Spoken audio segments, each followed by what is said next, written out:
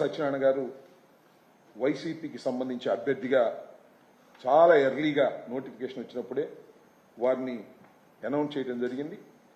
ఆ తర్వాత నిన్న ఒకసారి పరిశీలన చేసినట్లయితే ఆల్మోస్ట్ ఆల్ యునానిమస్ గా ఆయన ఎన్నిక కావాల్సినటువంటి పరిస్థితులు ఏర్పడినటువంటి విషయాలు మనకు చాలా స్పష్టంగా అర్థమవుతా ఉన్నది. దానిలో సుమారుగా దీనిలో ఇక్కడ చెప్పదలుచుకుంది ఏంటంటే, చంద్రబాబు నాయుడు గారు నిన్న పోటీ పెట్టడం లేదు అని తెలుగుదేశం పార్టీ ప్రకటించింది. నిన్న 3 గంటలకి సుమారుగా అందరికీ అర్థమైంది. అప్పుడు ఎవరు ఇంకొక అభ్యర్థి ఉన్నారు, ఆ అభ్యర్థి కూడా ఇండిపెండెంట్ అభ్యర్థి. ఆయన విత్డ్రా చేసుకుంటే యునానిమస్ అవుతారు, లేకపోతే ఎన్నిక జరిగితే బొత్స సత్యనారాయణ గారు గెలుపొందుతారు. బొత్స సత్యనారాయణ గారు ఎమ్మెల్సీగా గెలుపొందటం అనేది అనివార్యమైన పరిస్థితి ఏర్పడింది ఇవాళ. దీనికి కారణం ఏమిటంటే, చంద్రబాబు నాయుడు గారు విలువలకు కట్టుబడి, నైతిక విలువలకు కట్టుబడి ఆయన పోటీ పెట్టలేదు. పోటీ పెడితే మేము గెలిచేవాళ్ళం, ఆయన నైతిక విలువలకు గౌరవం ఇచ్చినటువంటి వ్యక్తి అని డబ్బా కొడుతున్నారు.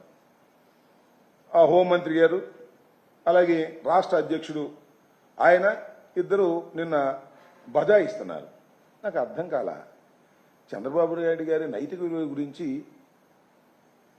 అనైతికత గురించి ప్రత్యేకంగా కొత్తగా తెలుసుకోవాలని అడుగుతా ఉన్నా. తన రాజకీయ జీవితం అంతా కూడా అనైతికతతోనే పైకి వచ్చినటువంటి వ్యక్తి నారా చంద్రబాబు నాయుడు గారు. కాంగ్రెస్ నుంచి తెలుగుదేశంలోకి రావడం, ఆ తర్వాత చంద్రబాబు నాయుడు గారు ఎన్టీ రామారావు గారికి వెన్నుపోటు పొడవటం, ఇవన్నీ కూడా ఒకటి కాదు రెండు కాదు.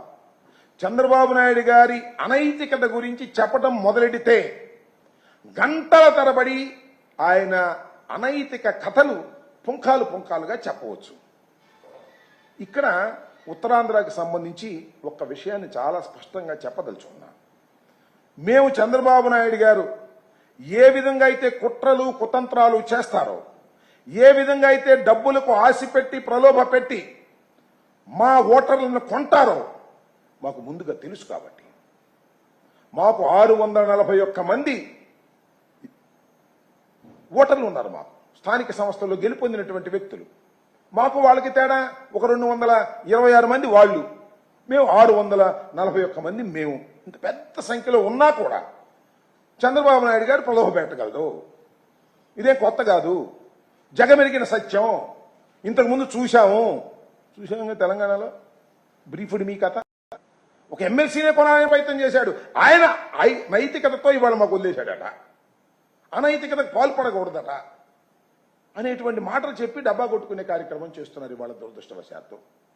నేను మనవి చేస్తున్నా, మొట్టమొదటిగానే జగన్మోహన్ రెడ్డి గారు ఉత్తరాంధ్రకు సంబంధించిన రాజకీయ నాయకులందరినీ పిలిచి మాట్లాడి ఏకగ్రీవంగా బొత్స సత్యనారాయణ గారిని ముందుగా నిర్ణయించి, మీ అందరికీ తెలుసు, చాలా మంది చూస్తుంటారు, కోడి పిల్లల్ని గద్దెత్తుకుపోతా ఉంటది.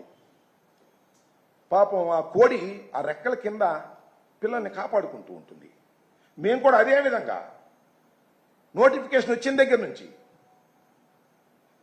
బొత్స సత్యనారాయణ గారి అభ్యర్థిత్వం ఖరారైన దగ్గర నుంచి జగన్మోహన్ రెడ్డి గారు అందరినీ జెడ్పీటీసీని, ఎంపీటీసీని నియోజకవర్గాల వారీగా ఇక్కడ వారందరికీ కూడా చెప్పి, మన అభ్యర్థిగా బొత్స సత్యనారాయణ గారు నిలబడబోతున్నాడు, ఆయన గెలిపించే బాధ్యత మీది అని వారిని సంరక్షించుకున్నాం. గద్ద నుంచి కోడి పిల్లల్ని ఏ విధంగా కాపాడుకోవాలో ఆ విధంగా కాపాడుకున్నాం. చంద్రబాబు నాయుడు గారు ప్రయత్నం చేశారు. నిజంగా ఆయనకు నైతికత తెలిసి ఉంటే నోటిఫికేషన్ వచ్చినప్పుడే నెంబర్స్ తెలుసు కదా. ఆ నోటిఫికేషన్ వచ్చిన మరుసటి రోజునే మేము పోటీ చేయట్లేదని చెప్పొచ్చు కదా. అప్పుడు చెప్పలా. ఒక కమిటీ వేశాడు, అందరినీ పిలిచాడు, మాట్లాడాడు, మాలో ఉన్న వాళ్ళకి కూడా ఫోన్లు చేశాడు. 2 లక్షలు ఇస్తాం, 3 లక్షలు ఇస్తామని చెప్పి ప్రలోభ పెట్టారు. ఈ ప్రలోభలకు లొంగే పరిస్థితుల్లో లేరు ఓటర్లు. బొత్స సత్యనారాయణ గారు ముందుగానే నిర్ణయించబడ్డాడు ఆయన క్యాండిడేట్గా జగన్మోహన్ రెడ్డి గారు. కాబట్టి మేమంతా పగడ్బందీగా ప్లాన్ చేసుకోవడంతో గత్యంతరం లేని పరిస్థితుల్లో పోటీ పెట్టలేక జారుకుని, అది ఆయన నైతికతకు గొప్ప నిదర్శనమని వాళ్ళు హరికథలు చెబుతుంటే వినవలసినటువంటి అవసరం లేదని కూడా ఈ సందర్భంగా నేను మనవి చేస్తాను. నిజంగా ఇవాళ వారు చెప్తున్నట్టుగా ఏది నైతికతకు తావిచ్చి మేము పోటీ